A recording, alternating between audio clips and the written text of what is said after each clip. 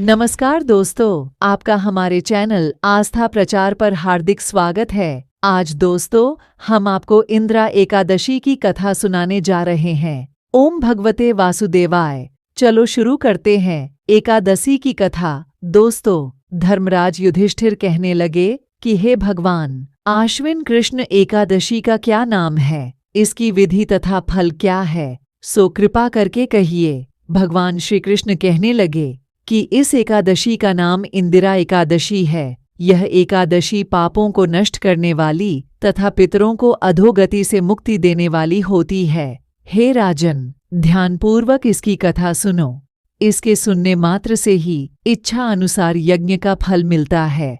उसके बाद उनको बताते हैं कि प्राचीन काल में सतयुग के समय में महिष्मति नाम की एक नगरी में इंद्रसेन नाम का एक प्रतापी राजा धर्मपूर्वक अपनी प्रजा का पालन करते हुए शासन करता था। वह राजा पुत्र, पौत्र और धन आदि से संपन्न और विष्णु का परम भक्त था। एक दिन जब राजा सुखपूर्वक अपनी सभा में बैठा था तो आकाश मार्ग से महर्षि नारद उतरकर उसकी सभा में आए। राजा उन्हें देखते ही हाथ जोड़कर खड़ा हो गया और विधिपूर्वक आसन वत अर्घ्य दिया। सुख से बैठकर मुनि ने राजा से पूछा कि हे राजन, आपके सातों अंग कुशल पूर्वक हैं, तुम्हारी बुद्धि धर्म में और तुम्हारा मन विष्णु भक्ति में तो रहता है। देवर्षि नारद की ऐसी बातें सुनकर राजा ने कहा, हे महर्षि, आपकी कृपा से मेरे राज्य में सब कुशल है तथा मेरे यहाँ यज्ञ चल रहे हैं। आप कृपा करके अपने आगमन का कारण कहिए।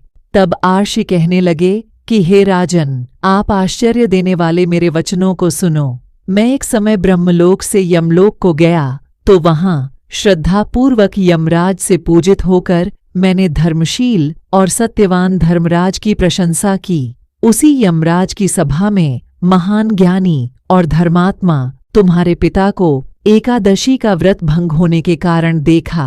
उन्होंने संदेशा दिया, सो मैं तुम्हें कहता हूँ।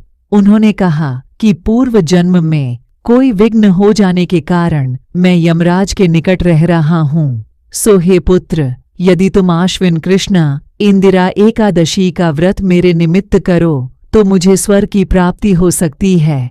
इतना सुनकर राजा कहने लगा कि हे महर्षि, आप इस व्रत की विधि मुझसे कहिए। नारद जी कहने लगे, आश्विन माह की कृष्ण पक्ष की दशमी के दिन प्रातःकाल श्रद्धापूर्वक स्नानादि से निवृत्त होकर पुन दोपहर को नदी आदि में जाकर स्नान करें। फिर श्रद्धापूर्व पितरों का श्राद्ध करें और एक बार भोजन करें। प्रातःकाल होने पर एकादशी के दिन दातून आदि करके स्नान करें। फिर व्रत के नियमों को भक्तिपूर्वक ग्रहण करता हुआ प्रतिज्ञा करें कि मैं आज संपूर्ण भोगों को त्याग कर निराहार एकादशी का व्रत करूंगा। हे अच्युत, हे पुंडरीकाक्ष, मैं आपकी शरण में हूँ, आप मेरी रक्षा कीजिए।